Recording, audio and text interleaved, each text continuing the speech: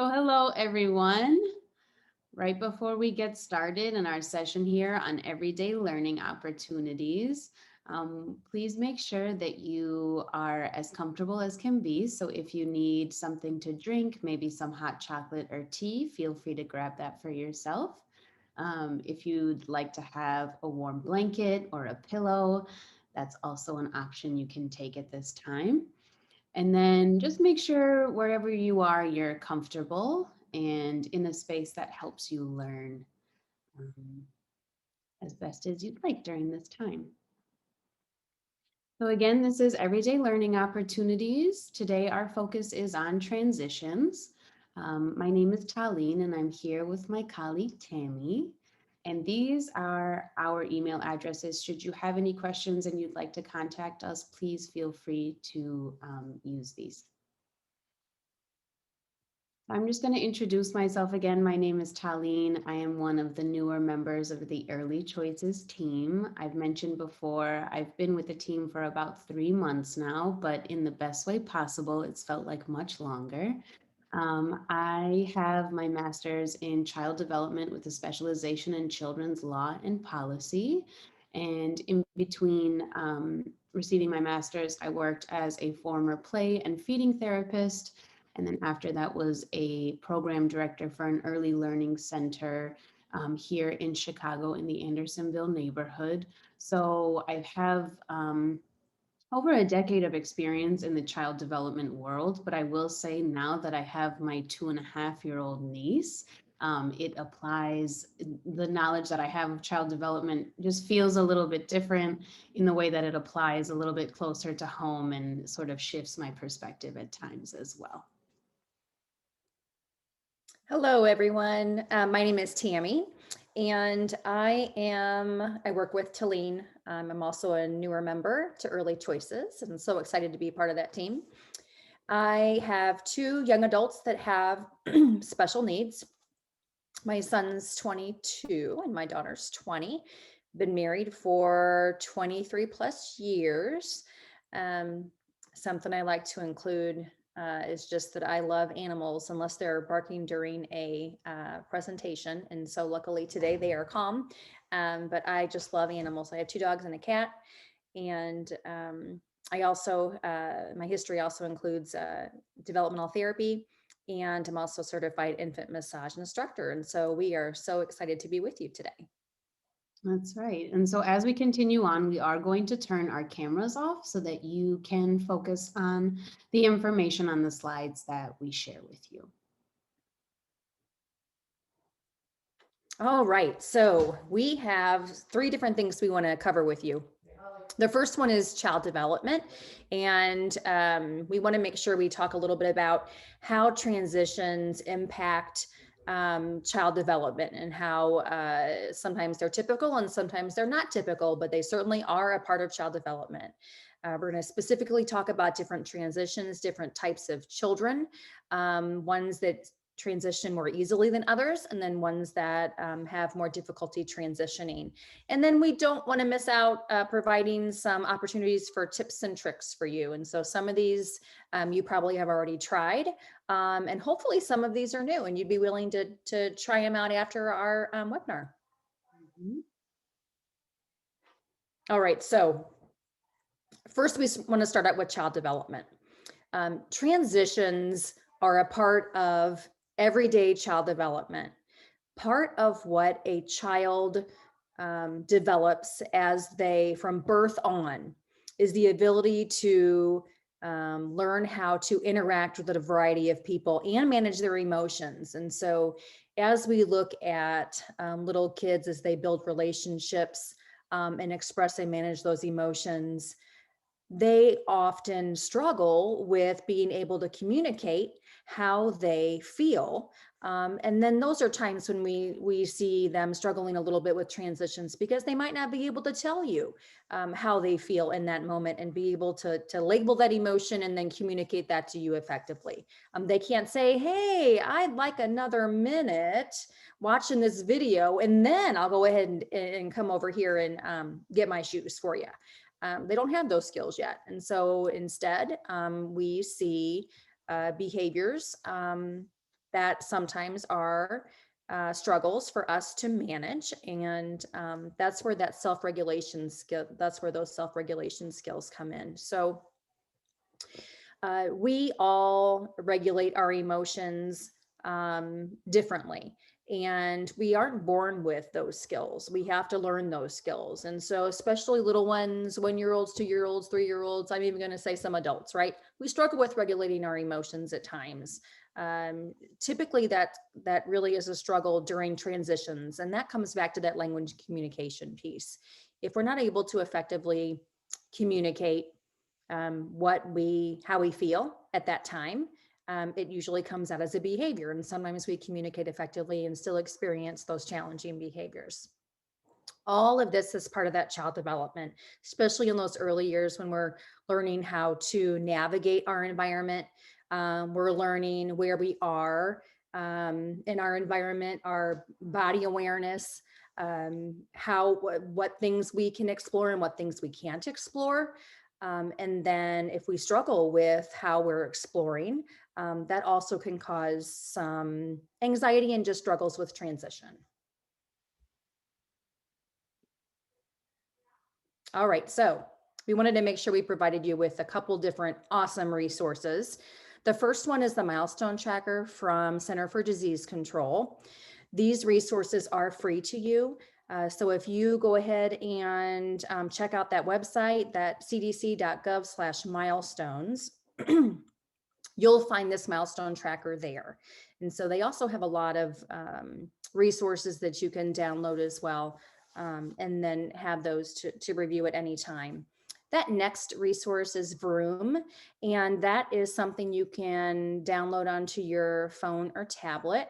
And it takes you through different kinds of milestones. It has some interactive pieces to it that will send you specific ways to encourage different areas of your child's development, depending on the age of your child. And the nice thing is you can personalize it by putting in your child's date of birth. And so you're getting age appropriate information. Thank you, Tammy. So as Tammy mentioned, oftentimes for our young learners, struggling with transitions is expected and a part of growing up. But we also know that the way transitions go are very heavily impacted by the individual unique makeup of each child. So we know that every single child is different. And one of the ways that we know that is through their temperament. So temperament is essentially the behavior style of a child. So this is how a child interacts with and approaches the world around them. This can also be determined by a number of traits. So maybe their level of adaptability, how flexible they are, their level of sensitivity. And so these are things that you, as the expert of your child, know best and know how they're going to show up and interact with the world. So oftentimes when we hear of temperament, especially in research, it can be categorized in terms of ways that can make some types of temperament seem more positive or negative than others. So they will use terms like easygoing, difficult, whatever it might be. But we really want to highlight the fact that temperament is not a good or a bad thing. It just influences the way a child shows up. And so what they need in terms of strategies or preparation or the tips and tricks is just dependent on that child. So we don't want to think about them in a good or a bad way. However, what we did find is this wonderful piece from 0 to 3 that talks about children's temperament in terms of transition and what works best for them. So we have children that we call the keep it the same kids, who do really well when their routines and what's coming next is understood and they have a good grasp on that. So the way that that's defined is keep it the same kids often are very detail oriented, so they react to even the smallest of shifts. They can thrive on order and predictable routines to feel safe and secure. They may need lots of time and support to get comfortable in new surroundings or with new people. and they may have more tantrums, which can be triggered by either minor changes or more major changes. And I will say that when it comes to children, all children are susceptible to having tantrums at times, depending on the change. So that's something to keep in mind as well. And as we're going through these, you might find yourself saying, oh, yeah, I definitely have a keep it the same kind of kid. So, what can you do for a keep it the same kind of kid? The use of familiar objects can be very helpful. Maybe they have certain stuffed animals, books, maybe a blankie or something that they really love. Maybe it smells like home, and so it brings them a lot of comfort. Maybe they need that in order to get ready for bedtime or get into the car to go somewhere or use it as sort of something they give a final hug before they go into the classroom and wherever it might be. So, those can be really helpful. Letting your child be part of the transition. So, we will make mention of this a lot, but when children feel like they have some agency and control over what's happening around them, they are much more likely to feel encouraged to continue on. They feel motivated to make that transition because they feel like they have some control and say over what's happening. Easing into new activities can also be really, really crucial. So maybe having conversations beforehand, maybe giving them some visual cues to get them ready for that new activity can be really beneficial as well. Again, offering advance notice when an activity is about to end. So we will talk about some tools on how to do this, but letting them know. Oftentimes, one of the hardest things about transitions is that a child is moving from a preferred activity like free playtime to a non preferred activity like a bath or getting ready for bed. And so, giving them some heads up that it is going to change doesn't make it feel like a surprise and can allow them to feel a lot more comfortable in that change. Noticing and commenting when your child has made a transition. So giving them some of that positive reinforcement at that time and just narrating for them that that's what they've done can also give them a really nice sense of responsibility and agency. And then, like we mentioned, giving your child a sense of control. That's sort of the name of the game here. So then they also mention another type of child when it comes to temperament, and these are the change it up kids. So they find new jackets, new friends, new foods, and new babysitters really interesting. They can adapt well to pretty much anywhere you take them. These are the children who can nap in noisy restaurants. They can basically get what they need done in terms of their routines, regardless of the environment. And sometimes when they're older, they enjoy looking around, drawing on the paper you tucked in your bag, or joining in the conversation. So they require a lot of variety. So some of the strategies that you can use for Change It Up Kids include, again, offering a variety of experiences. Maybe if you have a child who really likes to play outdoors, you want to change up the environment, different playgrounds, whatever that may be. Making sure that you're sensitive to your child's signals. So just because this child may be um, appearing more comfortable in a variety of different settings doesn't necessarily mean that they're always feeling great. They are still young and getting used to new environments. So just being sensitive to see if they do need a break or anything like that. Letting your child know about new situations ahead of time. So if you do have a child who really loves new experiences or being in a new setting, they're going to love talking about it too. And that's also going to be an opportunity to sort of build on their language and their cognition at that time. And then being sure to find some one on one time. So these may be children who are particularly social and love that. However, we also do want to acknowledge that as the caregiver or parent, you are your child's very favorite person. So they're going to love that time with you. That's one on one and a little more quiet. I also want to make mention of the fact that oftentimes children do not just perfectly fall into a category of keep it the same or change it up. I mentioned my niece, and she is a change it up kid when it comes to day to day activities. But when it comes to bed and bath time, she really needs it to be kept the same. Otherwise, she's never going to go to sleep. So that's something to keep in mind as well, is that all children have that unique makeup of their temperament and how they can approach routines accordingly. One of the other things that we want to make mention of is that as children continue to learn and understand what transitions look like, they rely on the trusted adults around them to help them through that. So if as a caregiver, you are not really feeling ready for a transition, it may not necessarily work for the child at that time. So making sure that if you are trying to help them calm down, that you yourself are feeling calm. And so we know sometimes that can be tricky, especially if you have a really busy day or really need to get to the next place you're going, whatever that might be, is important to keep in mind. So one of the tools that you can use is this idea of taking a deep breath, but doing it in a way so that the child can participate as well, and you can basically regulate together. This is something that you can print out a picture of a flower and then tape a picture of a pinwheel on the other side of it. And so you're using it like a little note card with your child to get that deep inhale and smell the flower, and then take that deep exhale and blow the pinwheel. So this is something that we love to use ourselves, and love to recommend to others because it's a great way to get everyone ready for whatever may be coming next. So this might be a good opportunity for you to go ahead and pause.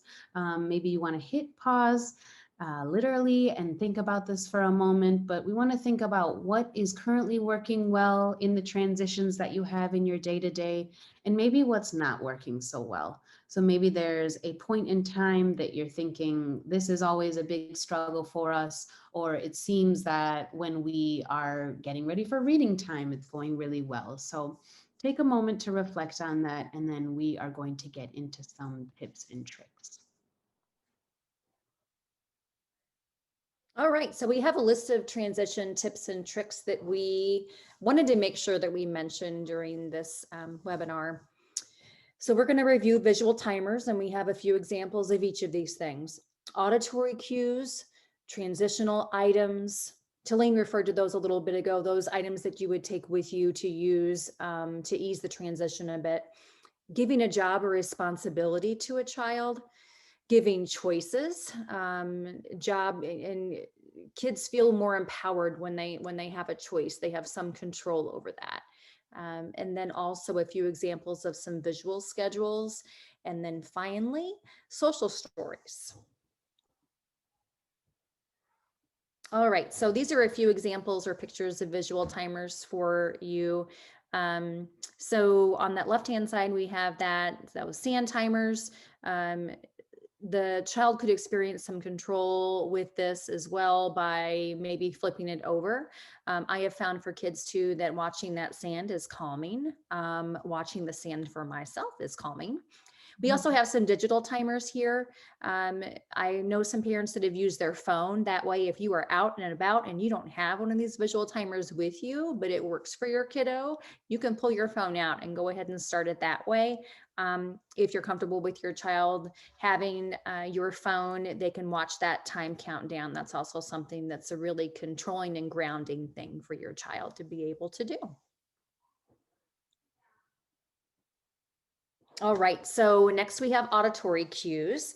These would be things that your child would hear. And so you might say, oh, we have 2 more minutes, then it's time to clean up our toys. Or in 2 minutes, we're gonna find our shoes to go buy. Something else you can do is first and then. So first we're gonna do this, and then we're gonna do that. So first we're gonna put on our shoes, and then we're gonna go see grandma and grandpa.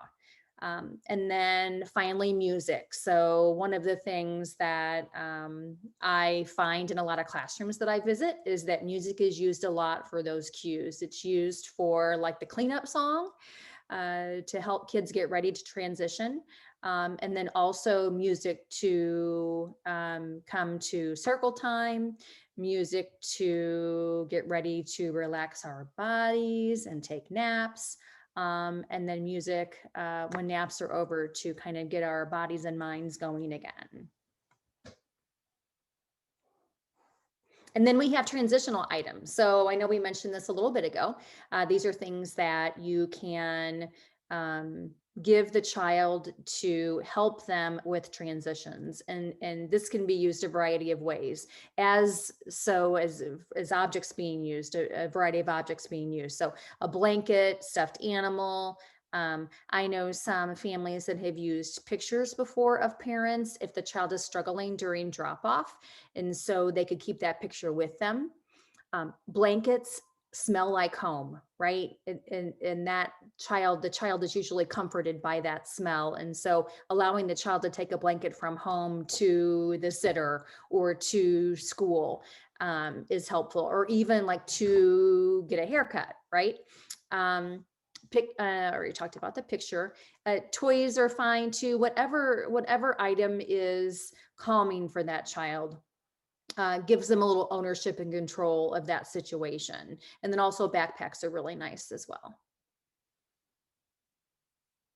So as we mentioned, sometimes what's difficult about transitions is the fact that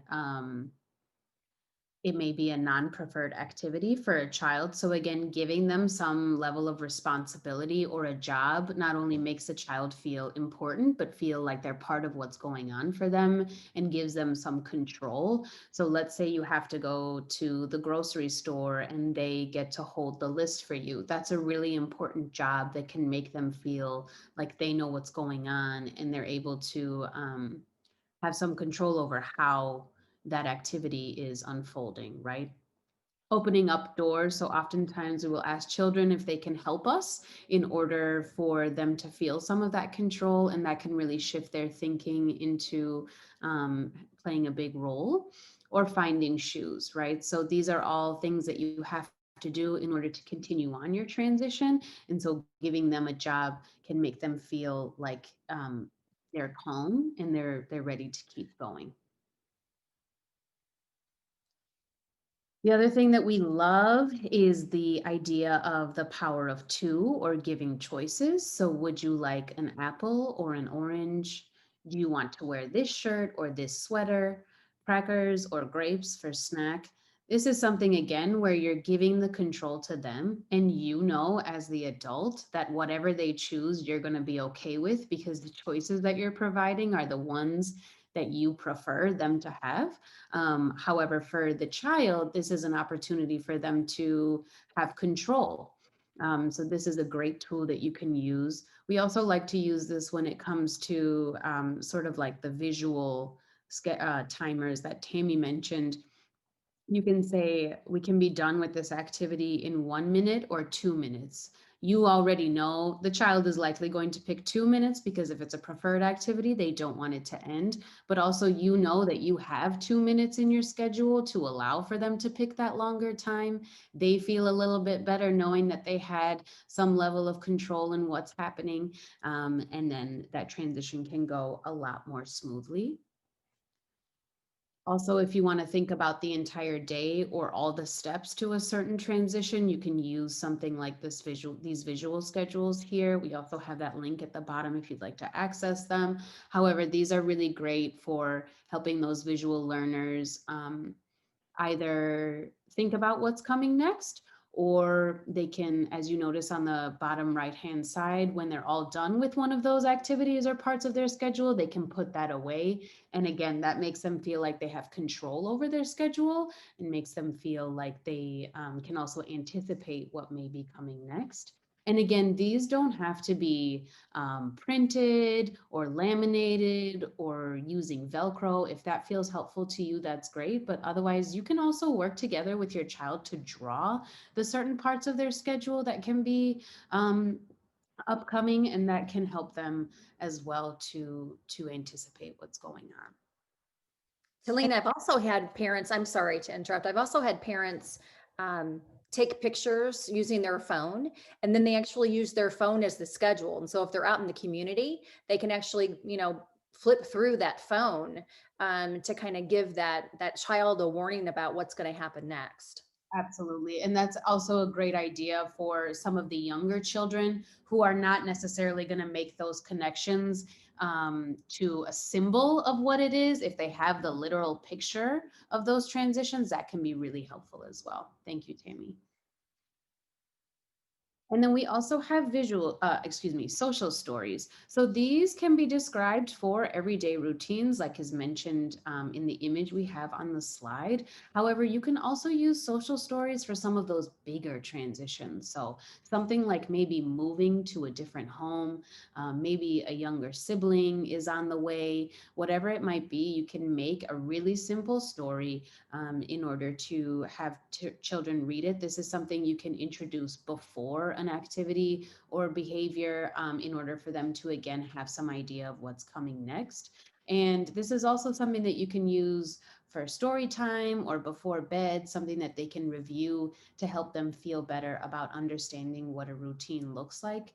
Again, you don't have to make anything fancy or use Word. You can just write it out with your child. You guys can draw the pictures together, or you can even, like Tammy said, take pictures together and have those as part of your social story as well.